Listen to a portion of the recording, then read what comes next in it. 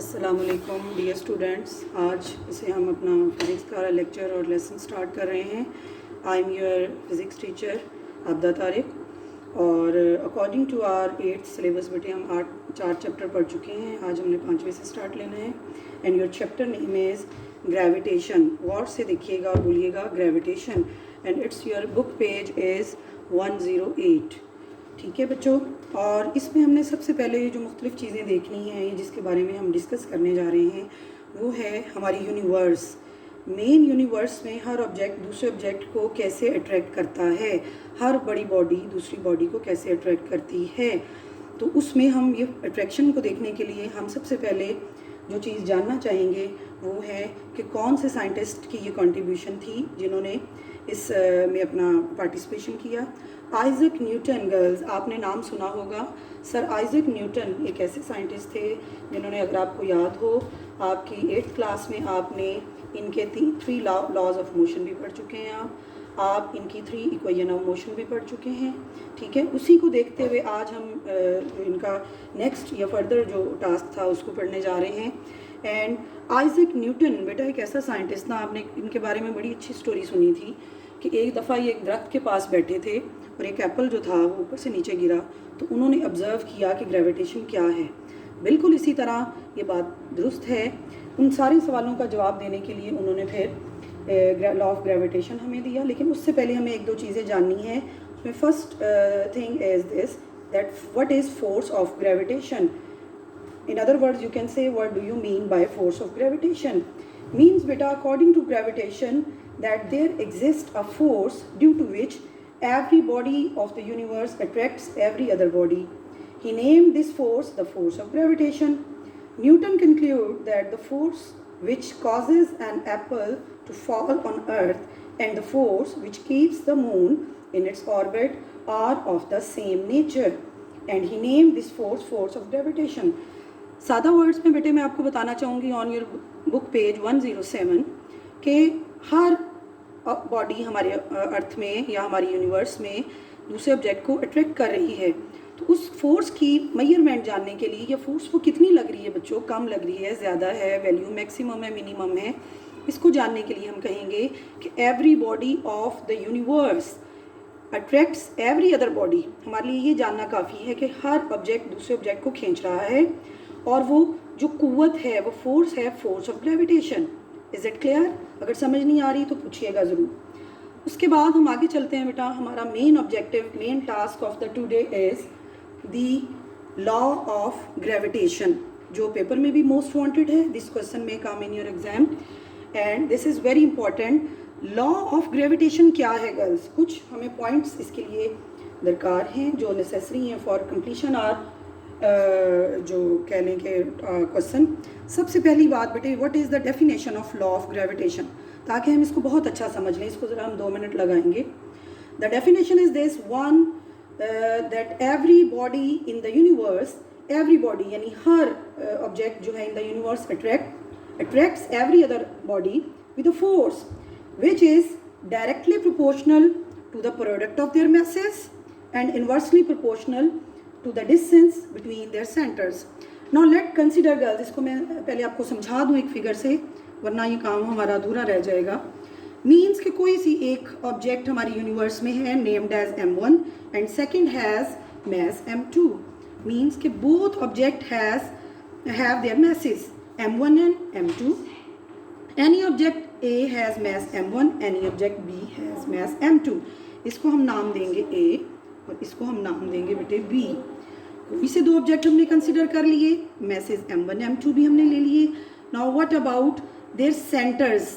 You know कि every object has its centre, तो it means इनके सेंटर से जो डिस्टेंस बनेगा, ठीक है, वो आपने कंसिडर करना है और उसको हम नाम देंगे डिस्टेंस D से। ठीक है, और ये जो f और -f आपको नज़र आ रहा है मीन्स कि both are forces which are equal in magnitude but opposite in direction. Now बेटे ये राइट टू लेफ्ट और ये लेफ्ट टू राइट, हमने दोनों फोर्सेस हमने चेक कर लेनी है, फोर्स ऑफ अट्रैक्शन कितनी है। नाउ हम इसको लेते हैं बेटा, एक फार्मूला है जिसको हमें ड्राइव करना है कि आया कि ये जो फोर्स लग रही है बेटा, इनके मैसेज उस पर कितना इफेक्ट डाल रहे हैं, उस फोर्स पे उनके डिस्टेंस यानी सेपरेशन, एक ऑब्जेक्ट दूसरे से कितना गर्ल्स दूर है उसको भी हमने चेक कर लेना है. Now it's the time to start for formula making. Second हमारा पॉइंट था आफ्टर डेफिनेशन. अगर आप कहते हैं तो डेफिनेशन मैं दोबारा रिवाइज कर देती हूँ गर्ल्स, समझ लीजिएगा.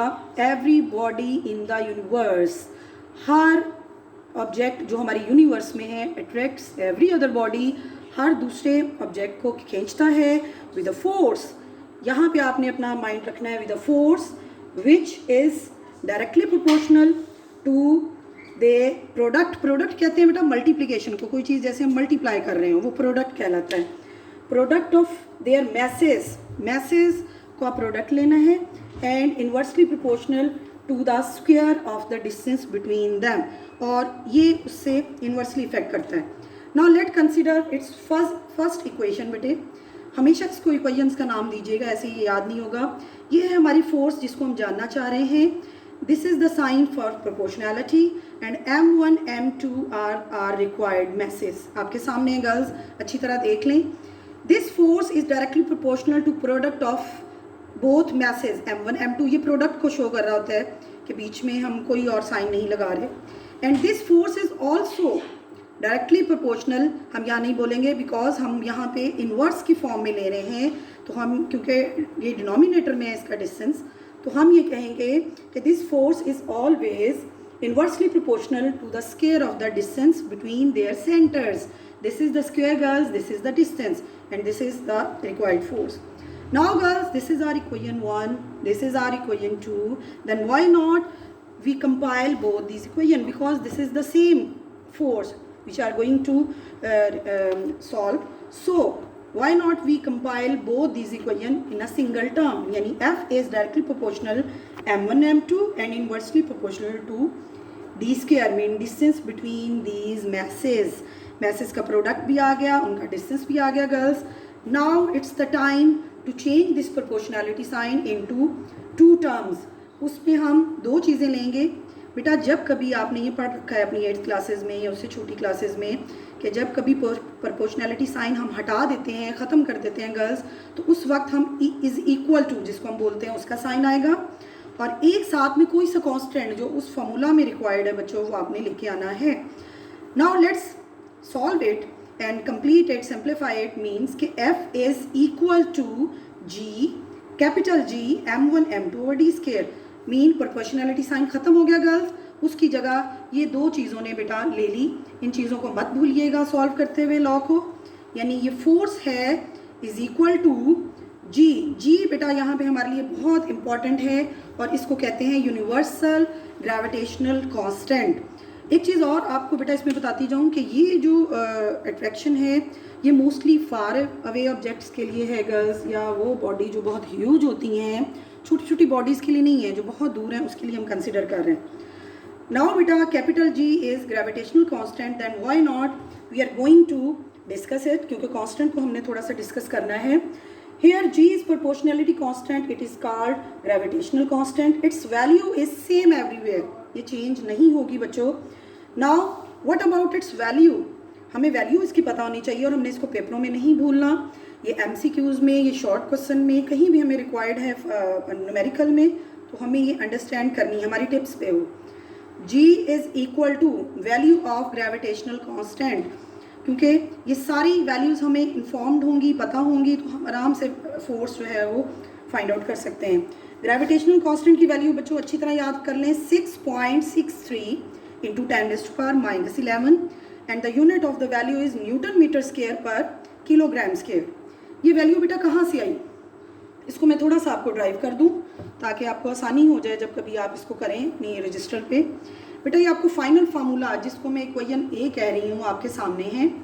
इस इक्वेशन A को, ये फार्मूला बेटा मैंने इधर भी लिख रखा है आपकी आसानी के लिए. इस फार्मूले में से आपने G की वैल्यू गर्ल्स ड्राइव करनी है, तो कैसे करेंगे? करें, इसी फार्मूला को ले लें बच्चों, इसको ले लें या इसको ले लें, एक ही बात है. G के लिए बेटा इसको हम सेट करते हैं, G इज़ इक्वल टू, आपको बहुत अच्छी तरह पता है जब कोई टर्म, कोई फार्मूला इज इक्वल टू से राइट से लेफ्ट जा रहा है या लेफ्ट से राइट आ रहा है तो अपनी पोजीशन चेंज करता है. मींस कि D स्क्वायर अगर इधर डिवाइड हो रहा है उधर जाके क्या होगा, F के साथ क्या बोलेंगे बच्चों, मल्टीप्लाई. मल्टीप्लाई हो गया, यानी F और D एक तरफ आ गए, इज इक्वल टू रिमेनिंग ये रह गया। अब M1 M2 इस G के साथ मल्टीप्लाई हो रहा है, हमने उधर जाके इसको क्या बच्चों कर देना है, डिवाइड। अगर हम ये समझ रहे हैं तो हमें बहुत अच्छी तरह ये फार्मूला समझ में आ जाएगा या इसका यूनिट समझ में आ जाएगा। गर्ल्स मेरे साथ रहिएगा और मुझे बताइएगा कि फोर्स का यूनिट हमेशा क्या होता है, न्यूटन। डिस्टेंस सिंगल नहीं है, स्क्वायर है, तो सिंगल का अगर यूनिट मीटर है तो डबल का क्या होगा, मीटर स्क्वायर।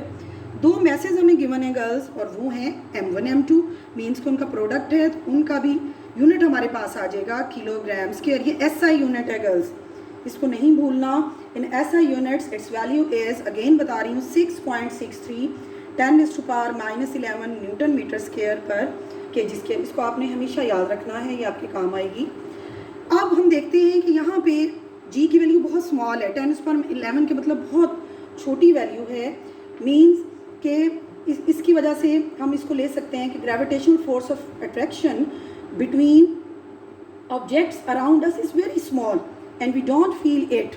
हमें ये लग नहीं रही होती कि हम कहीं खींचे जा रहे हैं, हम कहीं भागे जा रहे हैं, लेकिन हम ऑब्वियसली अगर अपने घरों में, अपने क्लासरूम्स में, अपनी चेयर्स पे बैठे हैं तो कोई ऐसी फोर्स है जो हमें अट्रैक्ट कर रही है। सिंस हम इसको कह सकते हैं बच्चों, the mass of earth is very large, it attracts nearby objects with a significant force, means वो force of gravitation है, इसको आपने याद रखना है। The weight of the object on the earth is the result of gravitational force of attraction between the earth and the object।